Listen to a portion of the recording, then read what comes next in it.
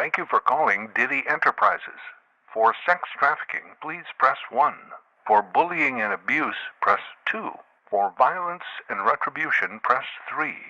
For all other inquiries, press 0. Or remain on the line for a representative to assist you.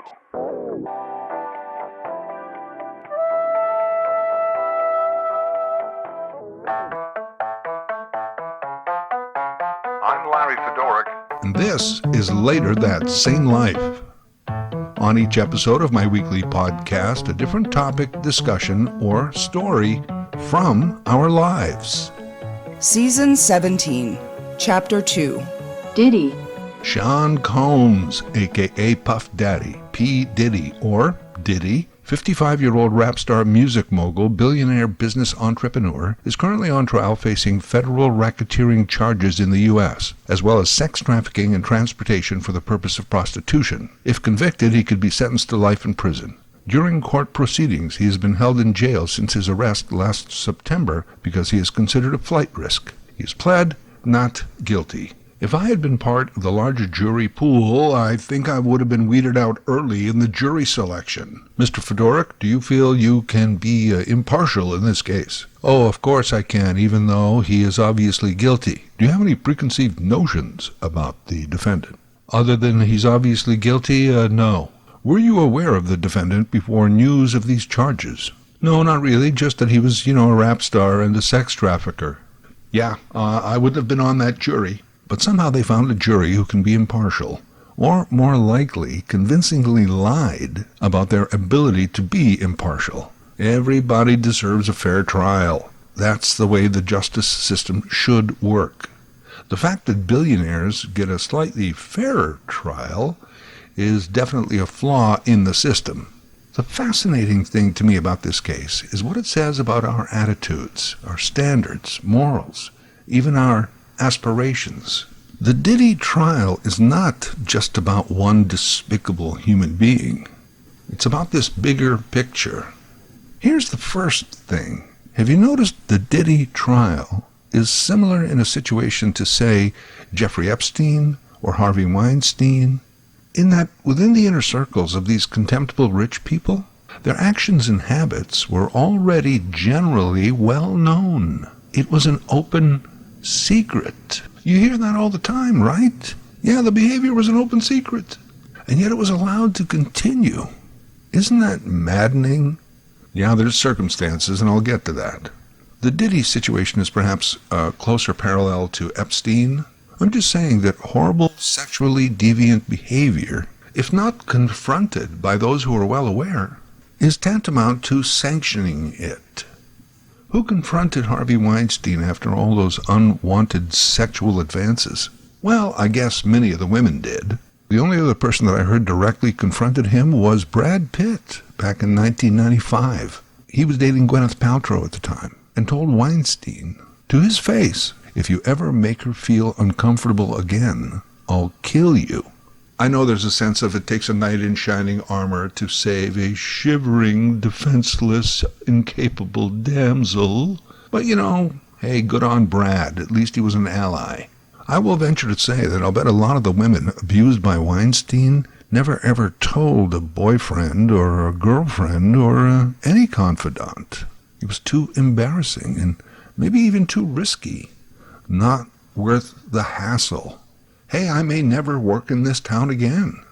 Weinstein counted on that. He was well aware of the power imbalance.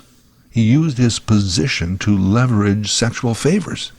To this day, Weinstein admits only to being inappropriate, but nothing untoward. In May of this year, he spoke publicly about this for the first time in 8 years. Yeah, to a YouTube podcaster. He claimed that the original New York Times Pulitzer Prize-winning article that got him investigated was unresearched and false. He also claims the Brad Pitt story to be false, by the way. And in the interview, Weinstein appears on camera from jail looking much healthier and robust than that failing health, dying old man we see using the walker in those court videos. Perhaps there are a few people that believe Harvey Weinstein is not guilty, but for the rest of us, generally people have three choices. Guilty, somewhat guilty, very guilty. Be honest, right? That's how a lot of people look at it. That's how they break it down. And there are degrees of guilt, I guess, or more precisely, egregiousness. That's why we punish shoplifters differently than murderers. So is Harvey Weinstein just this awkward boor asking actresses for a massage and taking no for an answer? Or did he rape and otherwise physically force himself on women? These are both bad things. One is worse than the other. Listen, I get it. If we know about something and we say and do nothing, are we sanctioning it? It can be tough. Gwyneth Paltrow, who knows, may have said, well, this is the business I want to be in, and this is a shitty part of it, I guess. I'll just bite my tongue and move on. She ended up making a dozen movies with Weinstein. Sometimes victims feel this whole thing is bigger than me. What can I do? These men use fear and threats as a motivator. It takes a lot for someone to say, all right, enough is enough. Imagine what it took for Cassie Ventura to finally fight Diddy. It was her civil lawsuit and the release of that hotel corridor videotape beating that pushed authorities into action. She was the one that got it going, under threat of her life. It took all of that for the law to take action on this open secret. And still today, victims of sexual violence are treated horribly, just like Cassie was on the stand. Oh, it must have been consensual. You're in it for the money. Again, everyone is entitled to a fair trial. But why isn't the trial a little fairer for those who come forward? Guilty? Somewhat guilty. Very guilty. Harvey Weinstein exhibited horrible behavior for 3 decades before someone said it out loud. Before someone said it was time it stopped. And also it took a movement, Me Too. For some, including Weinstein, Me Too is seen as piling on. I look at it as strength in numbers, power through kinship. Weinstein's lawyers are currently contesting that poor Harvey was simply caught up in the Me Too movement. They're painting him as a victim. How sad. But back to my point. People in that world knew about that behavior, and for the most part did nothing about it. Because they needed a movie deal. They needed to work. They needed the money, whatever. How many people knew? I'll bet it was in the hundreds, if not the thousands. People knew about Diddy and Jeffrey Epstein. Prince Andrew was pretty much busted. What about him? It's not like he's in the Tower of London or anything. I'm sure he still has his servants bring him tea precisely at 4 o'clock. Bill Clinton, in my opinion, has never really explained sufficiently his association with Epstein. Bill Gates has at least spoken about it recently. I had dinners with him. I regret doing that. Those meetings were a mistake. They didn't result in what he purported, and I cut them off. That goes back a long time ago now. So there's nothing new on that. Feels that he, Bill Gates, was being played? Does that sound right? Well, his wife Melinda didn't buy the explanation. They are divorced. Any of the questions remaining about what Bill's relationship there was, those are for Bill to answer. Epstein allegedly committed suicide in prison? How would a billionaire investor, sex trafficker know how to do that? What do? Google it? Best way is to hang myself in prison. Well, I don't know. There's a lot of theories. His death likely brought a sigh of relief to a lot of prominent people, but certainly not justice for a lot of his victims. A lot of people knew what he was up to. A lot of people knew also about Diddy. Long before authorities were involved, people knew about R. Kelly and Bill Cosby, about Michael Jackson and Dominique Strauss-Kahn. They knew about Kevin Spacey and Donald J. Trump. And if we're talking about serial sex abusers, I guess we could bring up the Catholic Church, the diddiest of the diddlers. People knew. Again, not everyone, but people knew. Many of them turned a blind eye. They just let it go on. They allowed it, and then for various reasons, it suddenly wasn't allowed anymore. Society suddenly becomes righteous. And then those potentially caught up in the scandal, or, otherwise implicated, they fall all over themselves racing to the podiums and microphones to disavow any knowledge, condemn the charges, and the ever-popular call for swift justice.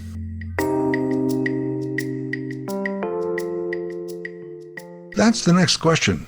Do we deserve our outrage? For some, I guess that's all we have left is our outrage. I'm not a cop or a lawyer or a journalist or even an influencer.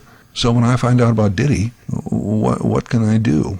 Well, I guess I can express my outrage. I can appear to fall on the correct side of the issue. It's funny, too, that the most common human expression on social media is outrage. Oh, it's not happiness, joy, sympathy, support, or best wishes for a happy birthday. Well, those are out there, but mostly it's outrage. Social media is not a place to connect.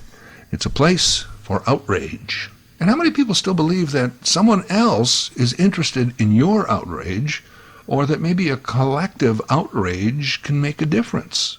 And that's fine. You may in fact be outraged. But for years, we were actually supporting the Diddys and the Michael Jacksons and the R. Kellys and all the others with our dollars.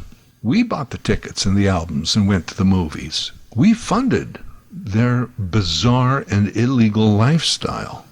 Writer-podcaster Shahid Bolson has recently done a great piece on this. It is his contention that our outrage is disingenuous and that the male Western psyche has long been wired toward this type of attitude toward women. Conspicuous consumption, the show of wealth, indiscriminate sex with young women whose willingness barely comes into question. The jets, the yachts, the cars, the clothes, the mansions. It's a show. Money not only can buy you what you want, it apparently lets you do whatever you want.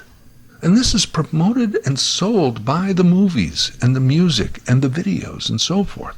And studies will show that a lot of young men in Western culture aspire to be rich, not for the good it might do, but to achieve the very lifestyle portrayed in the culture that we are funding. Again, it's known. The insiders know it. Perhaps they partake until somehow it's not okay anymore. Then we go to our default setting, outrage. As Bolson said, most men do not engage in Diddy-like behavior not because of their piety, but because of their poverty. And he went on to say, just because we finally find someone guilty doesn't make the rest of us innocent. Most things in this world don't just happen on their own. We all have a role to play. Disclaimer here, Shahid Bolson is a very controversial writer, and I do not agree with everything he has to say on everything. But on this, I think he's making some very valid commentary about our culture. Back a few weeks ago, I did a podcast on truth. I offered my Tony Soprano theory. The character was a misogynist gangster bully, does basically whatever he wants, letting money and or violence solve his problems. Yet a very popular character.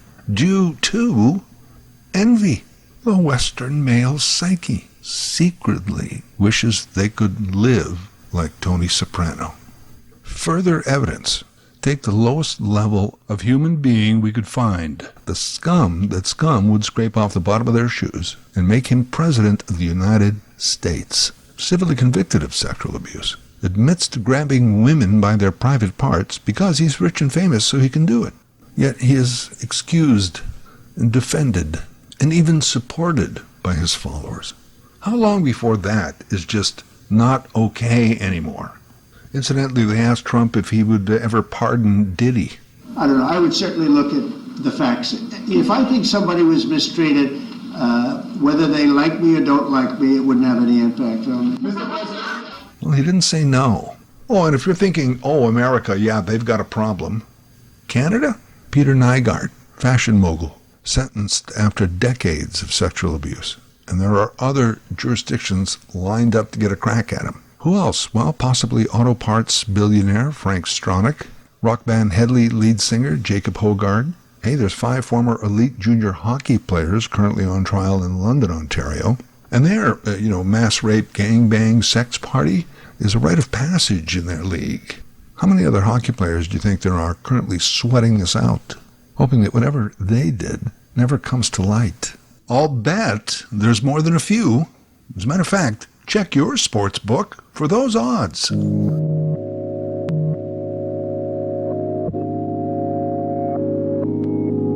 But back to the U.S. Remember the character 7 of 9 on Star Trek Voyager? Actress Jeri Ryan. She claimed in divorce papers that her husband Jack would forcibly take her to sex clubs and demanded that she engage in sexual activity in front of him. The revelations, by the way, destroyed Jack Ryan's hopes of getting a Senate seat in Illinois.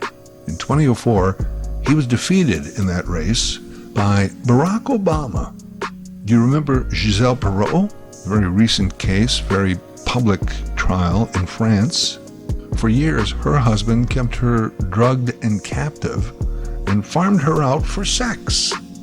The Tate brothers of Romania are facing several charges of rape and sex trafficking, and they are known as misogynistic influencers.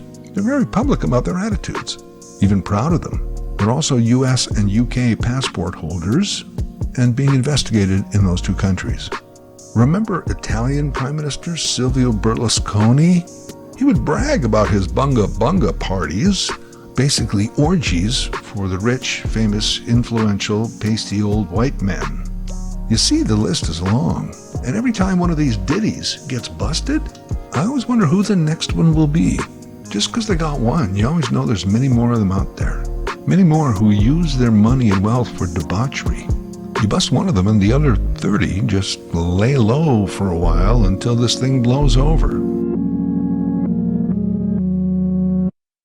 As I was researching and writing this episode, a video popped up, a well-produced, riveting narration of Will Smith's secret statement in front of judge and jury at the Diddy trial. The narrator said Smith spoke candidly about being deceived, drugged, videotaped, and controlled by Diddy for 20 years. The story was so incredible that within the first 30 seconds I paused it and researched its authenticity. Fake! No such thing happened. Will Smith did not testify in the Diddy trial, secretly or otherwise. The first clue, after Googling the story Will Smith testifies at Diddy trial, is that no link comes up with the CNN logo beside it, or CBS News, New York Times, so on. Not that those outlets are infallible, but usually if a traditional source is on the story, it helps to legitimize it. But then I went another 2 or 3 clicks. 2 or 3 more clicks. How much time do they think I have? Clicking is so hard. Anyway, it took about another 20 seconds. I finally found a source directly addressing this story and definitively saying it was false. Then I went back and watched the rest of the video. Well, it was still fascinating. A great story of fiction. I was wondering why someone would go to all this trouble, high production value, good writing, although it seemed AI assisted, just to tell a fake story. Who knows? But one of my theories is that someone was trying to give insight into the manner in which Diddy operated. Maybe. I do know that in reality, many celebrity names are attached to the Diddy case. And in our Western psyche, we are quite curious as to who they might be. And now I wonder, were they willing participants or were they victims? One of Diddy's assistants, a woman, she actually did testify about forced sex and abusive behavior. And she did say that she would have taken these stories to her grave. The only reason she was testifying was because of subpoena. She felt she had to keep those secrets to protect her job, her livelihood, and her life. Yeah, some people are very afraid, and that's legitimate. But all this time, people knew. In any conversation about Diddy, I'd be remiss if I didn't include this. So let's end on it. There was a big call on social to reopen investigation into the deaths of actress Brittany Murphy, who died suddenly in 2009 in her LA home at age 32. And 5 months later, her husband, Simon Monjack, a Hollywood screenwriter and producer, died at age 40, also in their home. Model actress Kim Porter died in 2018 at age 47. She was also Diddy's ex and mother of 3 of his children. They were together from 1994 to 2007. Brittany, her husband, and Kim Porter all died from something called lobar pneumonia. All young, healthy, wealthy people with access to the best of medical care suddenly got lobar pneumonia and passed. All 3 were reported to have inside information on Diddy and his infamous parties. All 3 were alleged to be ready or already cooperating with authorities to expose this information. Brittany Murphy's parents have always contended that she was poisoned and murdered. Note, certain poisons can cause lobar pneumonia, sometimes referred to as a type of chemical pneumonia. Before her marriage to Diddy, Kim Porter had a relationship and a son with R&B singer Al B. Sure, real name Albert Brown. Brown has a documentary on Peacock called Diddy, the Making of a Bad Boy, in which he makes similar claims about Kim's death and also calls for new investigations. Ashton Kutcher, who dated Murphy for a time in the early 2000s, is also reportedly a very good friend of Diddy's, and that's why his name has been dragged into this case. There is no proof. No one we know of is opening up any cold cases. Diddy is not on trial for murder. And I'm sorry if this sounds like a lot of lowbrow Hollywood tabloid gossip and conspiracy. Maybe it is. But maybe it's also true crime. It's out there. And the fear from the allegations is definitely real. It's bothersome also that the nuance of Diddy's defense right now is that, hey, you may not approve of his lifestyle, but it doesn't mean he's a criminal. It's not racketeering or sex trafficking. Yeah, guilty, somewhat guilty, very guilty. All of the claims surrounding these 3 deaths have repeatedly and vehemently been denied by Diddy's people. That is about as much as I'm going to get into right here for time. Search the stories yourself. They involve a much wider web of shady showbiz characters and Hollywood hangers-on. It's mind-blowing. The connections to this person, that person, how a lot of the same names keep coming up. Note, too, that many of the rats on the SS Diddy have recently abandoned ship. As I said, I would never get onto that jury. In my opinion, this Diddy trial is the proverbial tip of the iceberg. Later That Same Life is written, produced, and voiced by Larry Fedoruk. LarryFedoruk37@gmail.com. Subscribe to Larry's podcast YouTube channel. Get automatic notifications with each new episode.